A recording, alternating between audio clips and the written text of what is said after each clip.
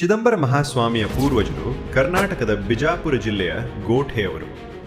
ನಾಗೇಶ ಭಟ್ಟ ಕುಟುಂಬದ ಮುಖ್ಯಸ್ಥರಾಗಿದ್ದರು. ಅವರ ಮರಿ ಮೊಮ್ಮಗ ಮಲ್ದಾರಿ ಭಟ್ಟ ಎಂದೂ ಸಹ ಹೆಸರಿಸುವ ಮಾರ್ತಾಂಡ ದೀಕ್ಷಿತರು ಭೂಮಿಯ ಮೇಲೆ ಚಿದಂಬರ ಪ್ರಭುಗಳು ಅವತಾರವೆತ್ತಲು ಕಾರಣೀಭೂತರಾಗಿದ್ದರು. ಮುಂದೆ ವೇದ ಮತ್ತು ಶಾಸ್ತ್ರಗಳನ್ನು ಕಲಿಯಲು ಕಾಶಿಗೆ ತೆರಳಿದರು.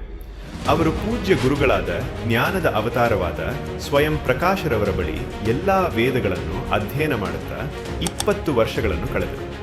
ಅವರ ಆಶೀರ್ವಾದದೊಂದಿಗೆ ಅವರು ಜ್ಯೋತಿಸ್ತೋಮ ಯಜ್ಞವನ್ನು ನಡೆಸಿದರು ಮತ್ತು ದೀಕ್ಷತ ಎಂಬ ಬಿರುದು ಪಡೆದರು. ನಂತರ ಮಾರ್ತಾಂಡ ದೀಕ್ಷಿತರು ತಮ್ಮ ವಿವೇಕ ಮತ್ತು ವೈರಾಗ್ಯದಿಂದಾಗಿ ಸನ್ಯಾಸತ್ವವನ್ನು ಸ್ವೀಕರಿಸಬೇಕೆಂದುಕೊಂಡರು. ಆದರೆ ಅವರ ಪೂಜ್ಯ ಗುರುಗಳಾದ ಸ್ವಯಂ ಪ್ರಕಾಶರು ಮದುವೆಯಾಗುವಂತೆ ಮತ್ತು ಜಗತ್ತಿನ ಒಳಿತಿಗಾಗಿ ಸಾಂಸಾರಿಕ ಜೀವನ ನಡೆಸುವಂತೆ ಆಜ್ಞೆ ಮಾಡಿದರು. ಅದರಂತೆ ಮಾರ್ತಾಂಡ ದೀಕ್ಷಿತರ ತಮ್ಮ ಜನ್ಮಸ್ಥಳವಾದ ಗೋಟೆಗೆ ಮರಳಿದರು. ನಂತರ ಕುಟುಂಬದ ಆಸ್ತಿ ವಿಚಾರವಾಗಿ ಅವರು ಅಮರ ಕಲ್ಯಾಣ ಎಂದ ಹೆಸರಾಗಿರುವ ಮುರುಗೋಡಿಗೆ ಬಂದರು. ಮಾರ್ತಾಂಡ ದೀಕ್ಷಿತರು ಅವರ ಗುರುಗಳು ಹೇಳಿದ್ದನ್ನು ಮನಸ್ಸಿನಲ್ಲಿಟ್ಟುಕೊಂಡು ಬೆಟಸೂರಿನ ಜಕ್ಕಣಗೌಡರ ಮಗಳು ಲಕ್ಷ್ಮೀ ಮಾತೆಯನ್ನು ಅವರು ಮದುವೆಯಾದರು. ಗಂಡ ಹೆಂಡತಿ ಇಬ್ಬರು ದೇವರ ನಾಮವನ್ನು ಜಪಿಸುತ್ತಾ ಕಾಲ ಕಳೆದರು. ಅವರಿಗೆ ಮಕ್ಕಳಿಲ್ಲ ಎಂಬ ಚಿಂತೆ ಬಹಳವಾಗಿತ್ತು. ಅವರ ಮನಸ್ಸಿನಲ್ಲಿ ಅದೊಂದೇ ಚಿಂತೆ ಆಗಿತ್ತು. ಆದುದರಿಂದ ಮಾರ್ತಾಂಡ ದೀಕ್ಷಿತರು ಗಾಯತ್ರಿ ಪುರಶ್ಚರಣವನ್ನು ಸೋಗಲಿನಲ್ಲಿ 3 ಬಾರಿ ಮಾಡಿದರು. ನಂತರ ಅವರು ದೇವರ ಹಿಪ್ಪರಗಿಯಲ್ಲಿರುವ ತಮ್ಮ ಕುಲದೇವರಾದ ಮಾಳಸಾ ಮಾರ್ತಾಂಡ ಭೈರವ ಸ್ವಾಮಿಯ ದರ್ಶನಕ್ಕೆ ತೆರಳಿದರು. ಅವರು ಕುಲದೇವರ ಧ್ಯಾನ ಮಾಡಿದರು. ಅವರ ಅಗಾಧವಾದ ಭಕ್ತಿಗೆ ಮೆಚ್ಚಿ ಮಾಳಸಾ ಮಾರ್ತಾಂಡ ಭೈರವ ಸ್ವಾಮಿಯು ಅವರ ಕನಸಿನಲ್ಲಿ ಕಾಣಿಸಿಕೊಂಡರು. ಅವರಿಗೆ ಆಕಾಶ ಚಿದಂಬರಂಗೆ ಹೋಗಲು ಹೇಳಿದರು ಮತ್ತು ಅವರು ತಪಸ್ಸನ್ನು ಅಲ್ಲಿಯೇ ಮಾಡಬೇಕು. ಆಗ ಮಾತ್ರ ಸಂತಾನ ಪಡೆಯುವ ಬಯಕೆ ಈಡೇರುತ್ತದೆ. ಅಲ್ಲದೆ ಪರಮಶಕ್ತ ದೇವರಾದ ಚಿದಂಬರರೇ ಅವರ ಮನೆಯಲ್ಲಿ ಜನಿಸುವರು ಎಂದು ತಿಳಿಸಿದರು. ಅದರಂತೆ ಅವರು ಕಾಲ್ನಡಿಗೆಯಲ್ಲಿ ದಕ್ಷಿಣಕ್ಕೆ ಪ್ರಯಾಣವನ್ನು ಆರಂಭಿಸಿದರು ಮತ್ತು ಅವರ ಪತ್ನಿಯೊಂದಿಗೆ ಆಕಾಶ ಚಿದಂಬರಂಗೆ ತಲುಪಿದರು.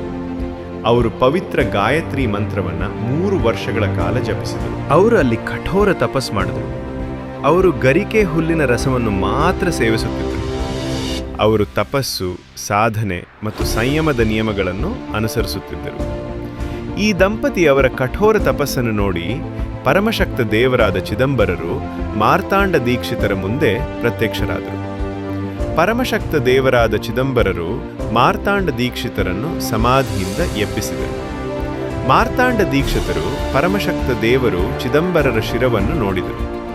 ವಿಶ್ವರೂಪವನ್ನು ನೋಡಿ ಮಾರ್ತಾಂಡ ದೀಕ್ಷಿತರು ಅತ್ಯಂತ ಹರ್ಷಗೊಂಡು ಸಾಷ್ಟಾಂಗ ನಮಸ್ಕಾರ ಮಾಡಿದರು. ಉಳಿದೆಲ್ಲ ದೇವರುಗಳು ಅಲ್ಲಿ ಪ್ರತ್ಯಕ್ಷರಾದರು. ಋಷಿಮುನಿಗಳು ರುದ್ರ ಮಂತ್ರದ ಸಾಲುಗಳನ್ನು ಪಠಿಸಲು ಆರಂಭಿಸಿದರು. ಬ್ರಹ್ಮದೇವರು ಮತ್ತು ವಿಷ್ಣು ಚಿದಂಬರರನ್ನು ಪೂಜಿಸುತ್ತಿದ್ದರು.